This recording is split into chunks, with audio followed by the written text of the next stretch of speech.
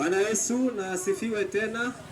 Ni wakati mwingine wa jioni hii ambayo tena tuko hapa kwa ajili ya neno ama kwa ajili ya unabii wa Biblia.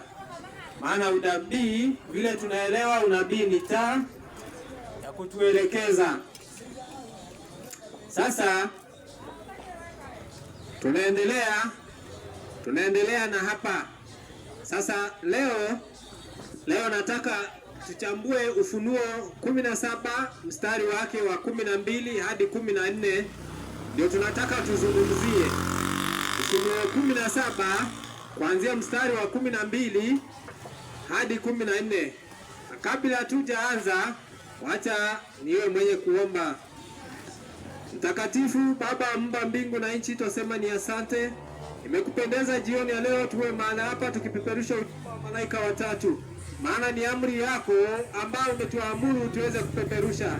Maana ni amri ya kupeperusha ujumbe huu ambao umeweza kuitoa uweze kufikia ulimwengu mzima. Baba yetu, tunapotekeleza amri yako, je, ajabu katupe nguvu na ufahamu, utufahamishe tuwe wenye kufahamu, ili tunapopeperusha ujumbe huu uwe wa manufaa, uwe wa kuokoa jinsi unavyookoa. Sifa na utukufu kurudia maana ni Jehova. Katutumie tu kama vyombo, watumishi wako tuko mahali hapa. Kazuie upepo usiweze kuvuma, ili neno lako liweze kuendelea. Ikikupendeza Jehova, ajabu mapenzi yako yatimizwe. Nimeomba kupitia jina safi la Bwana wetu Yesu Kristo, naomba na kuamini. Amen. Sasa nipe Ufunuo 17:12 tuweze kuelezea.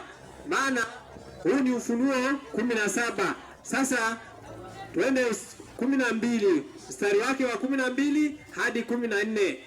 Tuone inasema nini. Inasema hivi. Safi. Na zile pembe 10 ulizoziona. Na zile pembe 10 ulizoziona, maana huyu mnyama ako na pembe 10. Na zile pembe 10 ulizoziona ni wafalme 10. Sasa hizo pembe 10 ulizoziona ni wafalme 10 ambao ni hapa. Maana hii bado ndio ile tu.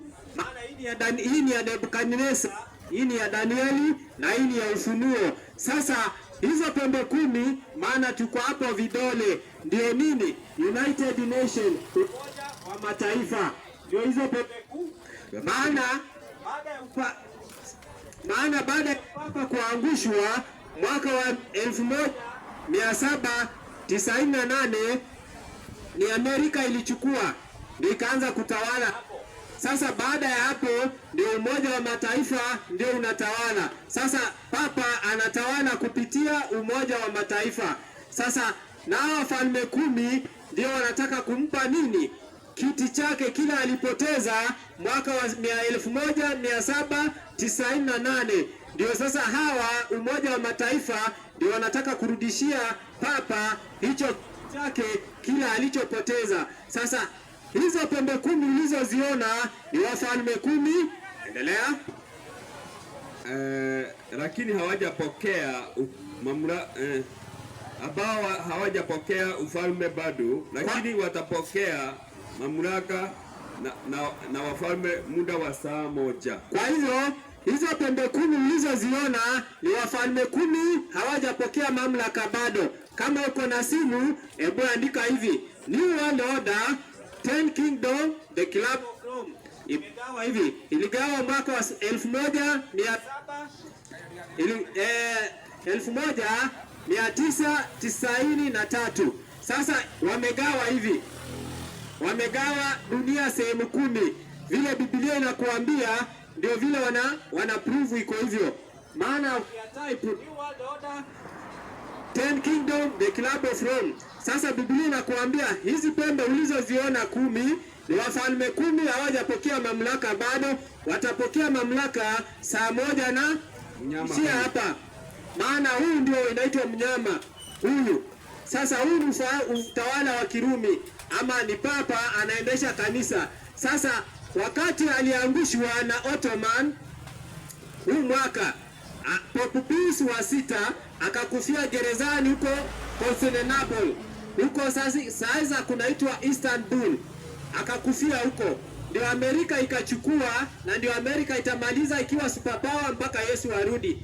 maana Amerika inatumia nguvu ya huyu na huyu anatumia nguvu ya huyu, na huyu ni shetani, ndiye amepeana kiti hapa na mamlaka yake. Maana shetani wakati alifukuzwa mbinguni alikuwa anataka kiti, mamlaka aweke huko. Sasa akafukuzwa mbinguni. Sasa ni hapa duniani alikuja kuweka kiti chake.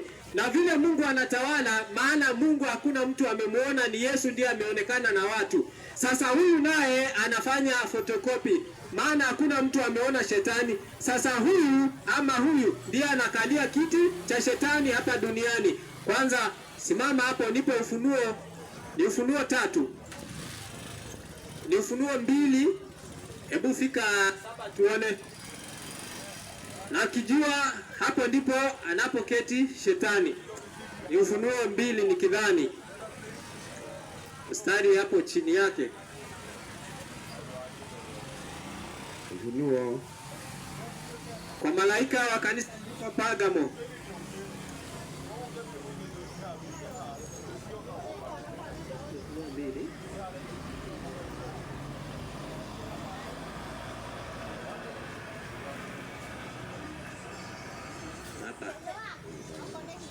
Anzia Ufunuo 2:12. na kwa malaika wa kanisa lilioko Pergamo andika. Sasa sikiza hapa, maana usipojua hii siri utabaki kama unachanganyikiwa, maana kuna line siri ya makanisa 7. Sasa kwa malaika wa kanisa lililoko Pergamo andika hivi. Haya ndiye anenaye yeye aliye na upanga mkali. Sasa haya ndiye anenaye aliye na upanga mkali wenye makali mawili. Sawa. Najua ukaapo ndipo penye kiti cha shetani. Kwa hivyo mahali huyu anakaa Pergamo ndipo kiti cha shetani kiko hapo. Endelea kusoma. Nawe walisika nao walishika jina langu. Sasa huyu hana shida kuita Yesu, hana shida. Hata shetani hana shida kuita Yesu, lakini ana shida kuita Yesu mwana wa Mungu. Hapo ndio ako na shida. Sasa huyu hana shida kuita Yesu, hapana. Maana hawa wako na shida kuita Yesu nini? Mwana wa Mungu. Na ndio unaona Waislamu hawawezi wakataka kuita Yesu mwana wa Mungu. Na unajua wewe ulioko hapo na Muislamu hakuna tofauti. Wacha nikwambie ni kwa nini. Ukiita Yesu Mungu mwana, wewe na Muislamu hakuna tofauti, maana umekataa kuita Yesu mwana wa Mungu. Hiyo ndio sababu. Huyu hana shida na kuita Yesu nini mwana wa Mariamu hivyo, lakini kuita Yesu mwana wa Mungu, hapo ndio shida. Maana anasema Mungu hana mwana kwa sababu hana mke, ndiye hawezi kuwa na mwana. Lakini shetani ako na mwana na hana mke. Sasa kumaanisha Mungu wao hata shetani ni mkubwa kumuliko. Maana shetani ako na watoto, wanakubali shetani ako na watoto, lakini Mungu hana mwana kwa sababu hana mke. Sasa ukiuliza Muislamu, mke wa shetani yuko wapi? Maana mnakubali shetani ako na wana, lakini Mungu anakataa hana mwana kwa sababu hana Haya, swali lingine wanasema mwana wa Mariamu alizaa bila nani? Bila mwanaume. Sasa pia kumaanisha Mariamu ni mkubwa sana hata kuliko Mungu wa Waislamu. Maana Mariamu amepata mwana bila mume. Lakini Mungu wao Waislamu hawezi pata mtoto bila mke. Hiyo ni hatari. Aendelea kusoma. Hiyo Ufunuo. Hiyo Ufunuo, alafu tutarudi pale. Wala haukuikana imani yangu. Safi. Hata katika siku za Antipa. Sasa shahidi wangu wa mwaminifu. Sasa kuna shahidi mwaminifu Antipa. Antipa maana yake ni antipapas. Sasa kuna wale walikuwa wanapinga upapa. Hao waliuawa, mitume na manabii waliuawa, walikuwa wanapinga nini? Upapa. Sasa maana huyo ndio shahidi mwaminifu Antipa alipouawa. Soma. Aliyeuawa kati yenu hapo aketipo shetani. Rudia. Aliyeuawa kati yenu hapo aketipo shetani. Kwa hivyo mashahidi wa Yesu mitume waliuawa, hapo ndipo anaketi nani? Shetani. Sasa soma, rudia ile Ufunuo 17 maana ulikuwa unasoma. Sasa hapa ndipo kiti cha shetani kiko. Hapa ndipo kiti cha shetani kiko. Maana shetani anaiga mfano wa Mungu. Maana Yesu, ukimwabudu Yesu umemwabudu Mungu. Maana Mungu mwenyewe ndiye amesema Yesu waabudiwe. Ukiabudu Yesu umeabudu Mungu. Naye shetani naye ukiabudu papa umemwabudu shetani direct. Maana yeye ndiye amepeana kiti hapa. Ufunuo 13 ukianzia 1. Hii ni nyoka, akampa huyu kiti chake na nguvu zake. Sasa huyu ndiye anaketi katika kiti cha shetani huyu. Na hii kofia yake, hiyo maandishi ndio inamaanisha Vicarious Filii, na kuna jina la Kilatini hapa. Ukijua maana ya jina la Kilatini, nimekuambia ukienda kitabu kinaitwa Canon Law, kuna hii kofia hapo na umeandika jina la Kilatini, alafu amekuelezea maana yake hapo. Sasa ukielewa hapo ndio utajua. Aendelea kusoma. Tarudia tena nikiendelea. Sawa. Na zile pembe 10 ulizoziona, ulizoziona, wafalme 10 ambao hawajapokea ufalme bado. Hao wafalme 10 hawajapokea mamlaka bado, lakini watapokea mamlaka pamoja na kama wafalme muda wa saa moja na yule mnyama. Watapokea mamlaka saa moja na huyu mnyama. Maana alinyang'anywa mamlaka na Ottoman. Sasa atarudishiwa, na hawa ndio wanataka kumpatia UN. Wanakuja na New World Order, sheria mpya ya dunia. Ndio unasikia COP ngapi saini party. Sasa wao kishapitisha New World Order Sunday law, ndio unaona digital dunia mzima. Sasa kama wao hujui, utasema ni Ruto anatuletea digital ID nini? Sio Ruto, anatekeleza kazi ya bosi wake huko. Digital ID ni dunia mzima ya Bill na Bill Gates huyu anatawala kupitia wanajeshi wa siri wanaitwa Jesuit ama Society of Jesus. Hiyo ni Jesuit, ndio huyu anatawala nao. Sasa hao Jesuit ndio wenye hii. Endelea kusoma. Hawa wana shauri moja. Hawa wafalme 10 ni United Nation, wana shauri moja kufanya nini? Nao wampa yule mnyama nguvu zake na mamlaka yao. Rudia. Nao wampa mnyama nguvu zake na mamlaka yao. Sasa hawa wafalme 10 wa dunia wana shauri moja tu, wampe huyu mnyama nguvu zao na nini? Na mamlaka. Sasa ndio unaona hii number 8 na number 7 iko Afrika. Hii ni Egypt, ndio itatawala North Africa mpaka Israel na huku. Hii number 8 ni Kenya, ndio itatawala nusu ya Afrika, maana ofisi zote za Umoja wa Mataifa ziko hapa Nairobi. Sasa Kenya ndio itatawala nusu ya Afrika. Na hapa South, hapa number 4 inatawaliwa na hapa.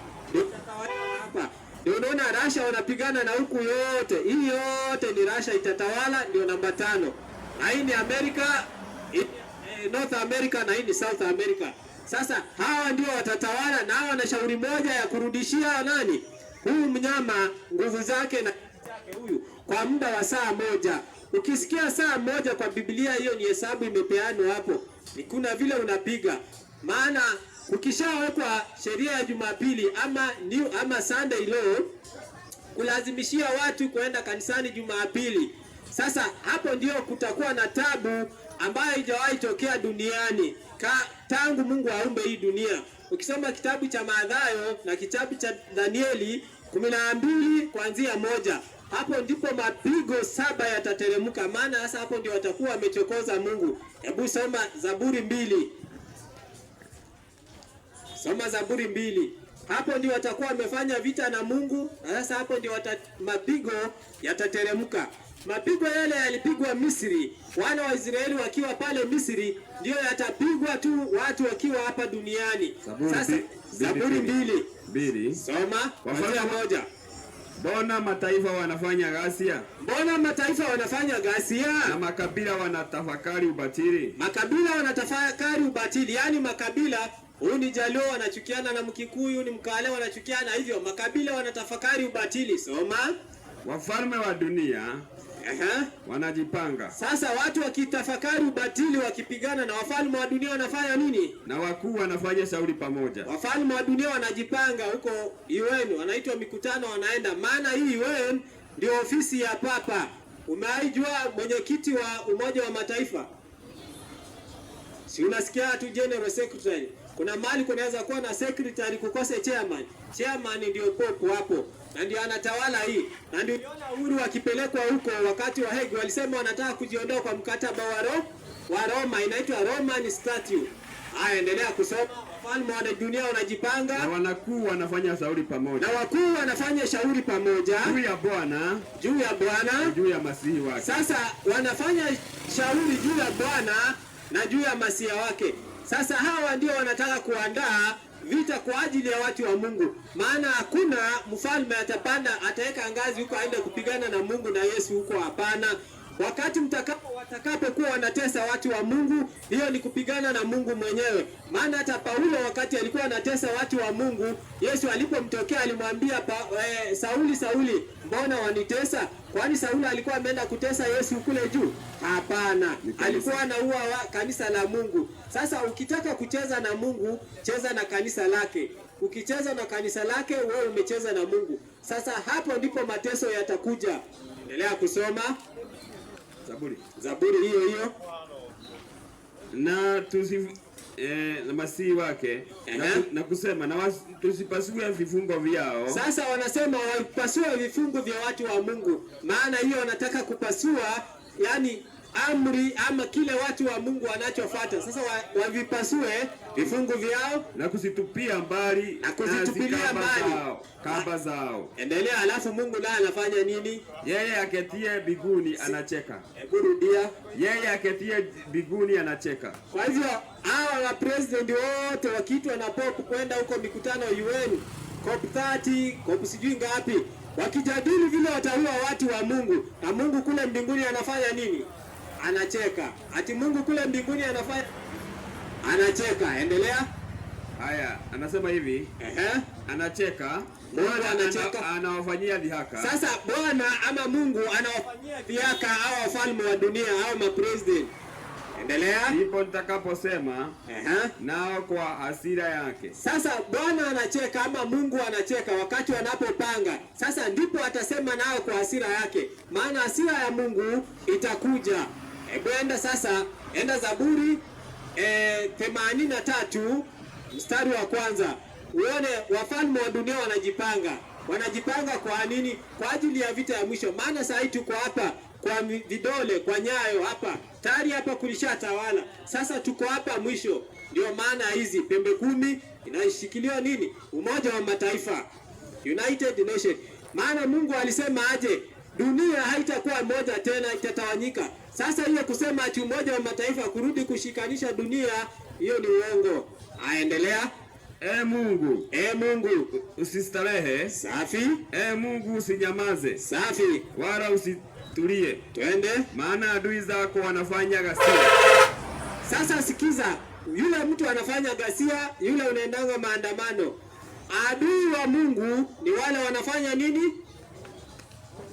Msomaji, tuko pamoja? Tuko pamoja. Adui wa Mungu ni wale wanafanya nini? Ghasia. Kwa hivyo wewe ukienda maandamano, ukienda kuua watu pale, wewe ni adui ya Mungu. Soma. Maana wakati unaandamana, wakati unafanya ghasia, unapewa nafasi wafalme wa dunia kujifanya nini? Kujipanga. Endelea. Nao wakuchukiao wamefinua vichwa vyao. Sasa hapa hiyo ya Kiswahili hajatafsiri vizuri, maana Biblia ya Kiswahili nasema hao wakuchukia wanakiinua kichwa ni kimoja. Kichwa ni kimoja, the head. Sasa wanataka kuinua hiki kichwa ya Kizungu, the head. Wanainua kichwa kimoja. Sasa hapo hata hatutasoma, lakini hapa wanainua hiki kichwa. Maana hao wafalme ni wanataka kuinua hiki kichwa kimoja, kukirudishia nguvu ambayo ilipoteza mwaka 1798 ambao walipoteza. Endelea kusoma, rudi pale Ufunuo.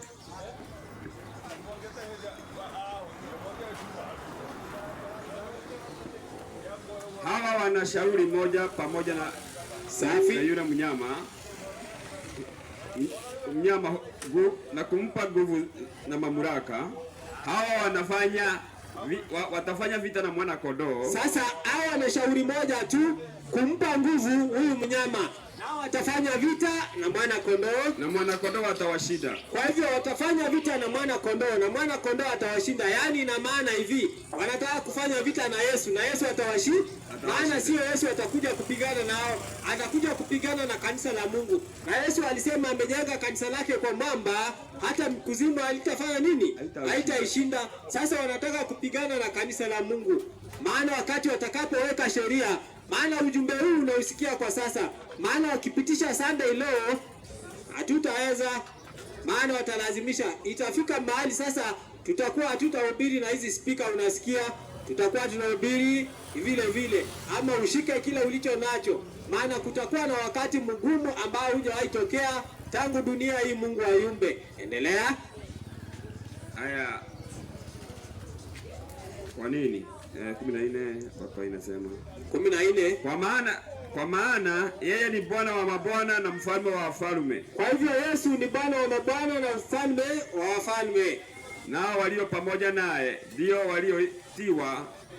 walioitwa wateule. Sasa wale walio na Yesu ni wateule ambao wameitwa wateule na waaminifu. Wanafuata Yesu mahali anakoenda, wanasikia mambo yake, wanasikia injili yake, wanatii amri zake, wanafuata chochote anachosema. Hao ndio waaminifu na hilo ndio kanisa lake. Na acha nikuambie, kitambo Yesu arudi, wale watu watakuwa wamesimama imara, wale wa kuchukuliwa dunia mzima ni watu 1144. Sasa jiulize, utakuwa miongoni mwa hiyo kundi? Maana ndio Yesu anasema jitahidi kuingia katika ule mlango mwembamba, maana ule mlango mwembamba ndio unaenda mbinguni.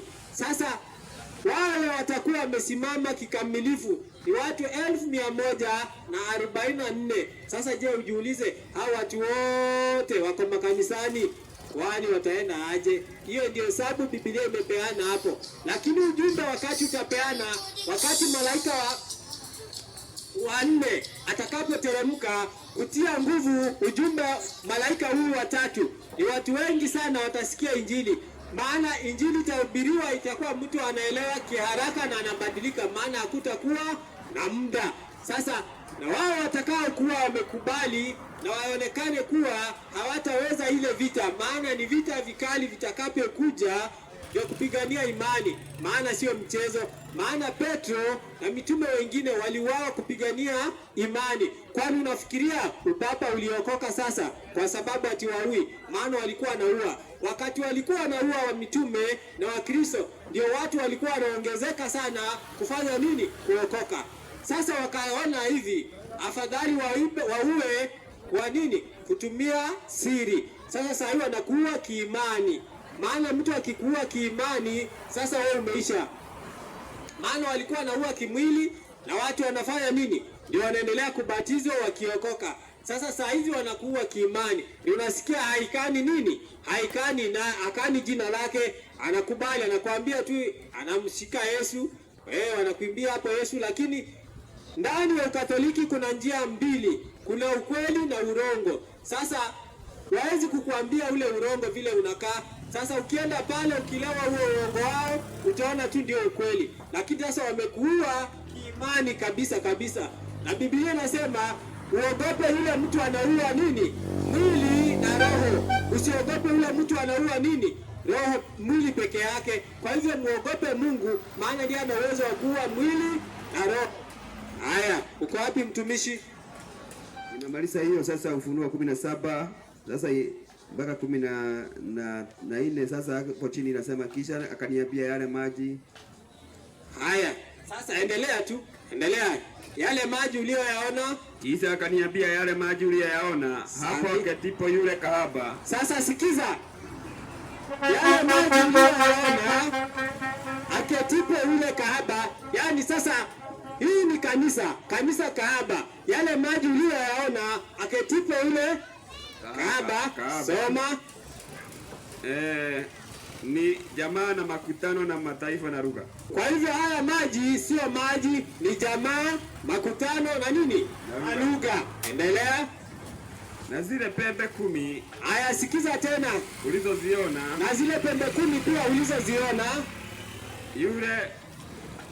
na zile pembe 10 zoziona. Safi. Na huyo mnyama, nao wamchukiao yule kahaba. Safi. Nao watafanya kuwa ukiwa, watamfanya kuwa ukiwa na uchi. Safi.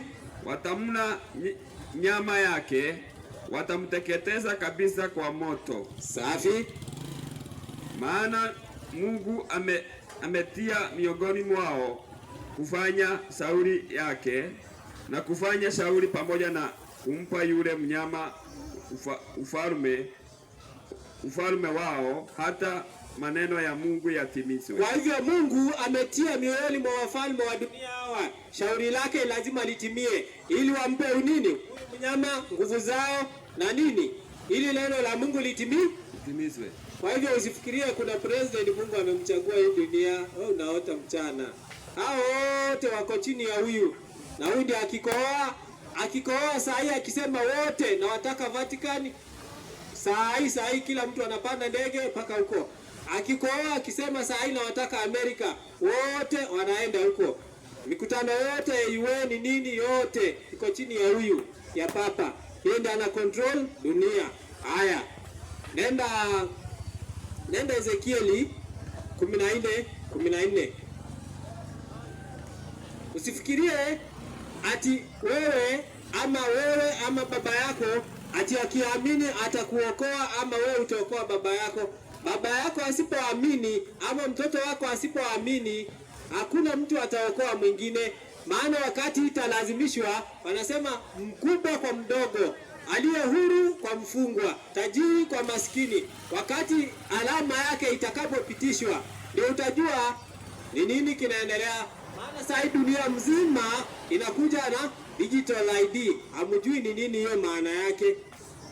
Sasa wakati utakosa hiyo, hautanunua wala hautauza. Nenda India saa hii waangalie, Vietnam waangalie, kama hauna digital ID haukubaliwi kununua wala kuuza. Si mbali, hata ni India, Vietnam, alafu wapi, kuna sehemu zingine hapa hivi.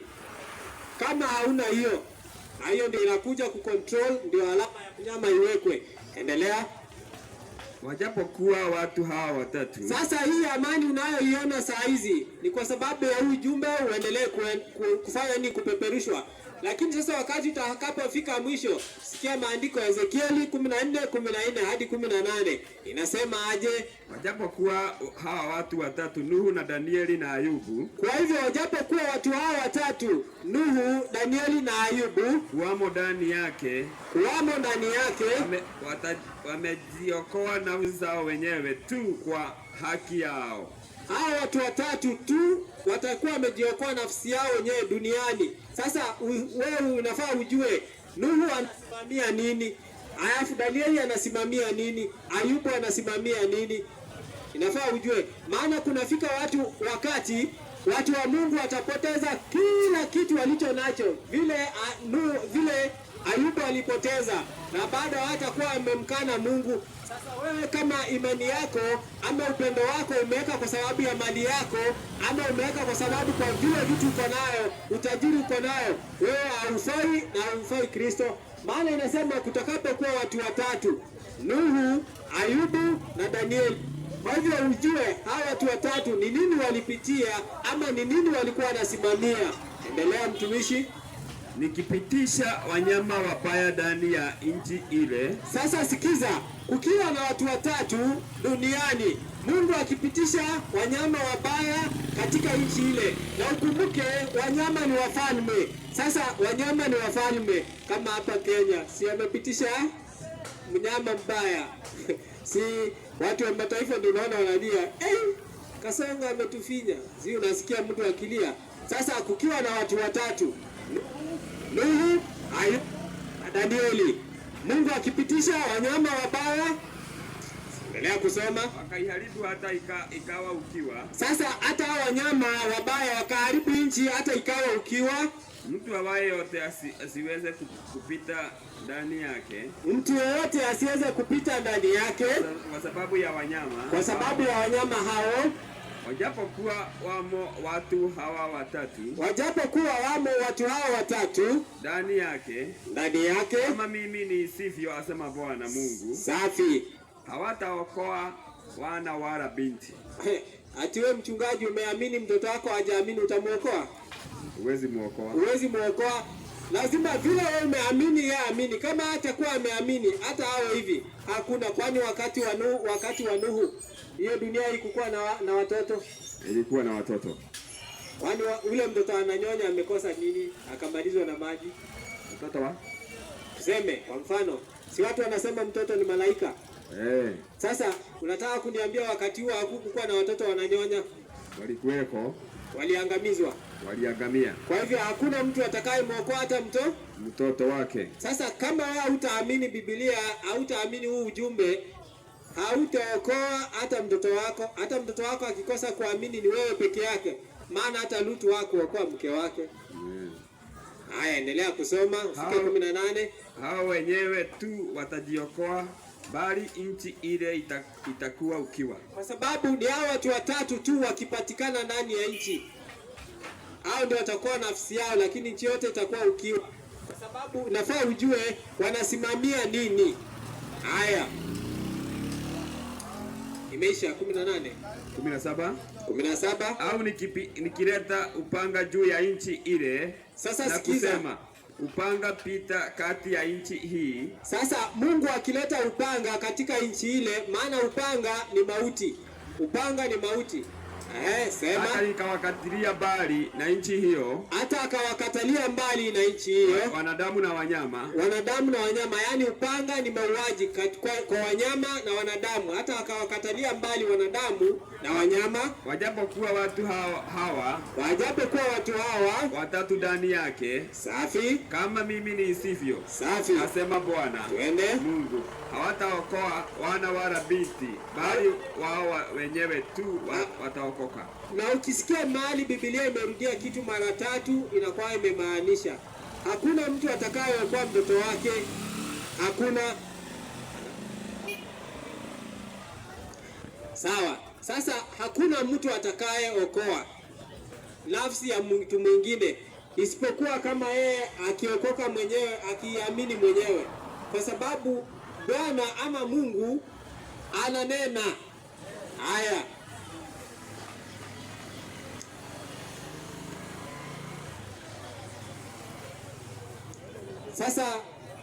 sasa twende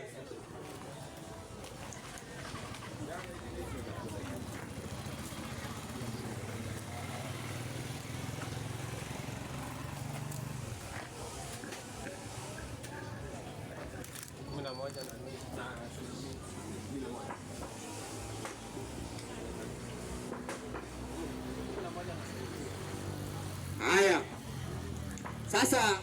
Sasa twende Ufunuo 13. Twende Ufunuo 13. Twende Ufunuo 13. Ufunuo 13 fungu la ngapi? Tuanzie 1. Ufunuo 13:1. Twende. Kisha nikaona mnyama akitoka katika bahari. Mwenye pembe 10. Vichwa 7. Na vichwa 7. Na juu yake pembe zake. Na juu yake pembe zake hata vilemba 10. Sasa na juu ya kichwa chake ako na vilemba 10. Ako na pembe 10 na vilemba 10. Na juu ya vichwa vyake majina ya makufuru. Na juu ya kichwa chake ana majina ya makufuru. Na yule mnyama niliyemuona alikuwa mfano wa chui. Na miguu yake kama miguu ya dubu. Sasa na miguu yake kama miguu ya dubu. Na kichwa chake kama kinywa chake kama kinywa cha shiba. Sasa na kinywa chake kama kinywa cha simba. Na yule joka akampa nguvu zake na kiti chake. Ndio nimesoma pale mwanzo. Sasa joka ndiye amempa huyu kiti chake na nguvu nyingi na uwezo. Sasa huyu anatumia nguvu za huyu na uwezo mwingi. Soma.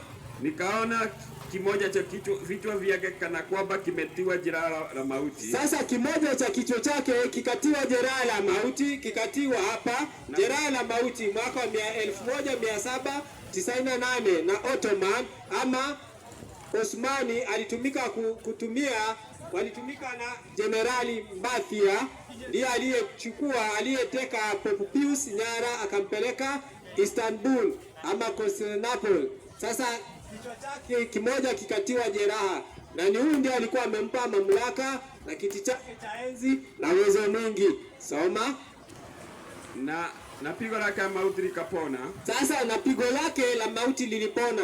Pigo lake lilipona wakati waziri mkuu wa Ujerumani wa Italia Benito Mussolini aliporudishia pale Vatican kiti, ndio jeraha lake la mauti likaanza kupona. Sasa hajapokea ile uwezo alikuwa nao kama kutokea hapa. Wakati ya kutokea hapa hajarudisha, sasa ndiye anataka kurudisha. Soma. Na dunia yote ikamsajabia, na dunia yote ikamsujudia yule, na dunia yote ikamstajabia yule mnyama. Sasa dunia yote ikastajabia yule mnyama, wakamsujudia yule joka. Sasa walipostajabia huyu mnyama wakamsujudia joka. Sadabia huyu mnyama na umesujudia huyu joka. Na maana pale tulisema Yesu amepewa mamlaka na Mungu. Sasa ukisujudia Mungu, ukisujudia Yesu, unakuwa umesujudia Mungu. Maana ni Mungu mwenyewe ameamuru Yesu asujudiwe. Ni ukisujudia Yesu umesujudia Mungu. Na huyu mnyama naye ama huyu upapa, ukiwa unasujudia upapa unasujudia shetani. Hebu endelea kusoma. Haya. Kwa sababu alimpa huyo mnyama uwezo wake. Sasa wakamsujudia joka kwa sababu amempa huyu mnyama uwezo wake. Nyoka kwa Biblia ni shetani. Hiyo ni Ufunuo 12:7. Maana joka ni shetani. Sasa joka ndiye alimpa huyu kiti. Ukiinamia huyu umeinamia joka shetani. Maana shetani anafanya kukopi. Maana Mungu hajaonekana na mtu, Yesu ndiye ameonekana na mtu na watu. Sasa huyu shetani hajaonekana na mtu, papa anaonekana na mtu. Papa maana yake ni ofisi, ile ofisi. Papa kumaanisha kama president ama kutumia jina kama Farao. Farao sio jina la mtu, Farao ni jina la kiti kila alikuwa amekalia. Na hii kofia ndio mamlaka hii. Huyo anaweza toka hapo akabadilika akaokoka. Maana hata yule mwingine alijiuzulu, alikuwa anaitwa Pope Benedict. Alijiuzulu maana baada ya kusoma vizuri na kuelewa, wao ndio walikuwa wanatesa kanisa la Mungu na kuwa mitume na kuwa watu wa Mungu. Alijiuzulu na akaomba msamaha, akasema kanisa Katoliki anaomba msamaha kwa niaba ya kanisa Katoliki ambao limeua mitume na Wakristo wote zama za giza. Zama za giza ni kutokea mwaka wa 538 AD mpaka mwaka wa 1798, wakati Biblia zote zilikuwa zimechomwa na Waroma wakiua watumishi wa Mungu. Akaomba msamaha maana alikuja akajua. Sasa hapa ndipo kiti cha shetani kiko, na hii ni mafundisho ya shetani yanatoka hapa kwa hiki kikombe. Endelea kusoma. Nao wakamsujudia yule mnyama wakisema, ni nani anafanana naye na mnyama huyu? Sasa hiyo ni Ufunuo 13 tunasoma kuanzia 1 tukiteremka. Nao wakafanya nini? Nao wakamsujudia yule mnyama wakisema, ni nani anafanana naye na mnyama huyu? Sasa wao wakasujudia huyu mnyama wakisema, ni nani anaweza kufanana na mnyama huyu? Hakuna mtu anaweza kufanana na nani? Na papa. Hakuna. Tena ni nani aweza kufanya vita na yeye? Hakuna mtu anaweza kufanya vita na upapa. Enda uliza Magufuli yako wapi, maana alicheza hapa ati corona akasema corona ni sio corona, sio ugonjwa, ni vita dhidi ya kiuchumi. Kwani alitoboa? Si alilala. Endelea. Hakuna mfalme yoyote duniani anaweza kufanya vita na, maana ni Yesu mwenyewe ndiye anakuja, ndiye apige hiyo sanamu, apige huyu ufalme aumalize. Si hakuna binadamu yoyote anayefanya vita na upapa, hakuna. Tamalizwa asubuhi. Naye akapewa kinywa cha kunena maneno makuu. Sasa huyu papa akapewa, ama upapa huyu mnyama akapewa kinywa cha kunena maneno makuu ya makufuru. Yaani Mungu akisema hivi yeye anasema hivi, Mungu akisema hivi yeye anasema hivi. Maana sio mamlaka yake anatumia mamlaka ya shetani. Soma. Akapewa uwezo wa kufanya kazi yake miezi 42. Akapewa yani kufanya kazi yake muda wa miezi 42. 42 inamaanisha ni miaka 3 na nusu. Miaka 3 na nusu kwa Biblia, kwa mujibu wa Danieli, siku moja ni kwa mwaka mmoja. Sasa miezi 42 hakuna kwa Biblia. Mwezi uko na siku 31 ni siku 30, na kwa Biblia hakuna mwaka uko na siku 365 ni 360 flati. Sasa ukipiga hiyo ni miaka 3 na nusu ni siku 1260. Sasa hiyo siku kwa Biblia, maana unabii siku moja ni mwaka mmoja. Sasa unaiweka inakuwa miaka 1260 ni kutokea hapa. Ukiminus hii 538 mpaka vile upapa uliangushwa na huyo generali Mbathia, inakuja siku 1260, miaka 1260 exactly ndio upapa ulivunjwa, ndio akapoteza kiti chake. Endelea kusoma. Akapewa, maana Biblia inapelekana na historia.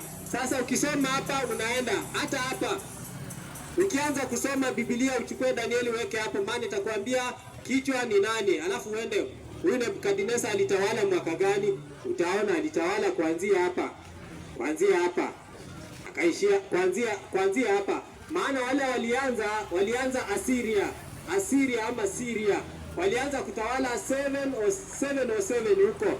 Sasa hao wakachukua kutoka kwao. Sasa wakikuja hivyo mpaka Rumi ikachukulia hapa, mpaka Rome ilikuwa inaongozwa na Makaisari. Hata Yesu amezaliwa Kaisari akiwa anatawala Augusto Julio. Sasa saa hizi tuko hapa, tunaongozwa na hapa United Nation, ndio hapa, na tunaelekea kumaliza. Haya, soma mtumishi, niambie dakika zangu zikielekea. Haya, endelea. Akafunua kinywa chake amtukane Mungu. Akafunua kinywa chake amtukane Mungu na kulitukana jina lake. Sasa kutukana jina lake, tulikuwa tumeona hapo jana, ni kutumia majina ya Mungu, na Mungu akisema hivi wanasema hivi. Kama kuna katekisimu ikiwa hapo anauliza, je, kunywa pombe ni vibaya? Hiyo ni kitabu ya maswali na majibu. Wanasema hapana, sio vibaya kunywa pombe na kuvuta sigara. Na ukienda Biblia inasema aje, Wakorintho wa kwanza inasema kunywa pombe na kuvuta sigara ni makosa. Sasa huyu anasema ni aje, ni makosa. Uliza. Yeah. Hii ndio tunafikia hapo. Haya, ndio hapo karibu kufikia hapo, alafu tuseme. Haya, endelea. Kwa mstari wa ngapi mtumishi? Niko mstari wa 6. Sasa katu hapo, tulie. Tunafika mstari wa 11, alafu nikuelezea inasema nini, na maanisha nini. Haya, endelea kusoma. Na maskani yake nao wakao biguni. Sasa huu unatukana maskani, jina la Mungu na maskani yake, na wao wanakaa mbinguni. Huyu falme, upapa. Tena akapewa kufanya vita na watakatifu. Sasa akapewa kufanya vita na watakatifu na kuwashinda. Sasa alishinda watakatifu. Ndio maana mitume wote na watakatifu wote waliuawa. Aliwashinda, akawaua wote. Maana hiyo miezi alikuwa amepewa miezi 42, miaka 3 na nusu. Ni kama pale mwanzo Yezebeli wakati alitesa watu, tena kipindi cha miaka 3 na nusu. Endelea. Akapewa uwezo juu ya kila kabila na jamaa na lugha na mataifa. Alipewa tu uwezo pale Vatican peke yake. Si alipewa tu pale Vatican peke yake? Kwa dunia yote. Dunia yote ndio popo anatawala. Sasa usiongee mtu akwambia hapana, ni nyinyi mnawekelea.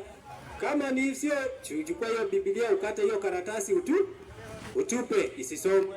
Haya, akapewa nini? Kutawala nini? Na watu wote wakao juu ya nchi. Watu wote wakao juu ya nchi wakamsujudu. Sasa wakamsujudu.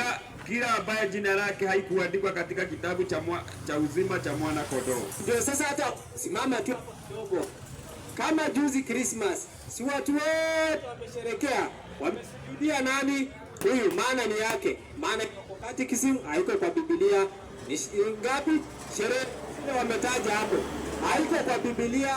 Hata ukachukua Biblia ukasoma miaka 10, utafute tarehe 25 Disemba Yesu kazaliwa, hamna. Sasa watu wote wakamsujudia huyu. Ile kitu ningeongeza au mtumishi, soma kwa Biblia, uende usome Yeremia 52 fungu la 31, inasema 25 Disemba ni mfalme alitoa mfalme mwingine kwa jela. Sio Yesu alizaliwa 25 Disemba. Yesu hajulikani siku ya kuzaliwa, lakini alizaliwa, lakini haikuandikwa. Mwaka alizaliwa 4 BC. 4 BC, enda wakati Herode alikuwa anatawala. Sasa enda kwa history, uulize Herode alitawala mwaka gani? Alitawala 4 BC. Sasa hata hao hawakujua, maana wale mamajuzi walipotoka Persia, mashariki, wakienda kumkuta Yesu, walikuta Yesu ako na mwezi mmoja, maana walisafiri mwendo wa miezi 4 kutoka Iran kwenda wapi? Huko. Na huyu alikuwa hapo na ni siku na ni 10.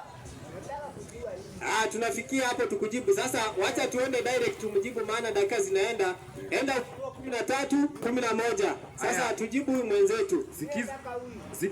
Sikiza maandiko na uangalie mzuri. Haya, usikize na unione nikikuelezea ni nini inamaanisha hapa. Kisha nikaona mnyama mwingine akipanda juu kutoka katika nchi. Sasa maandiko yanasema kisha nikaona mnyama mwingine akipanda kutoka nchi, naye alikuwa na pembe mbili. Mfano wa mwana kondoo. Simama hapo kwanza mtumishi. Ukisikia bahari ni dunia mzima, anatawala dunia mzima. Ukisikia nchi ni mahali watu wachache. Sasa huyu aendelea kusema alikuwa na pembe mbili. Mfano wa mwana kondoo. Akanena kama joka. Sasa huyu ako na mfano wa mwana kondoo, lakini ananena kama joka. Joka ni shetani kulingana na Ufunuo 12 mstari wa 7. Sasa huyu pembe mbili, hii ni Amerika, maana baada ya upapa kuangushwa hapa ndio taifa la Amerika lilikuwa linafomiwa. Sasa baada ya upapa kuangushwa, kutolewa, kunyang'anywa nguvu, Amerika ndio ilichukua. Ndio sasa unasikia American superpower. Si unaelewa kitu hiyo? Sasa hii superpower Amerika ndio ilichukua, ndio inatawala, lakini inatawala kupitia nguvu za shetani. Unasikia, inatawala kupitia nguvu za shetani. Haya, huyu ni Amerika ndiye anatawala, lakini anatawala kutumia nguvu za shetani na anatumia nguvu za mnyama. Huyu mnyama ni utawala wa Kirumi, upapa. Sasa mtu wa mkono wa papa ni Amerika. Yeah. Asante. Sawa.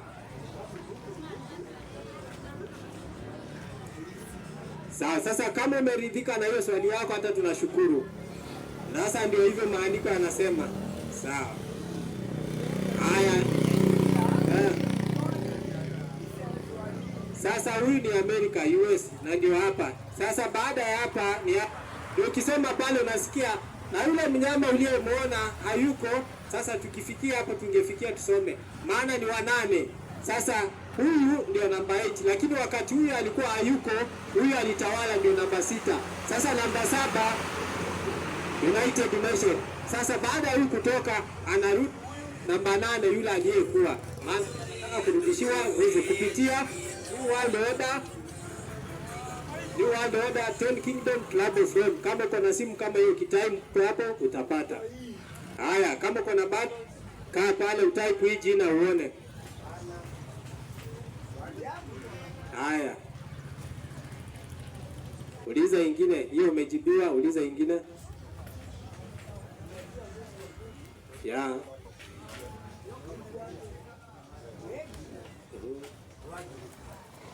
Sasa hawajulikani, lakini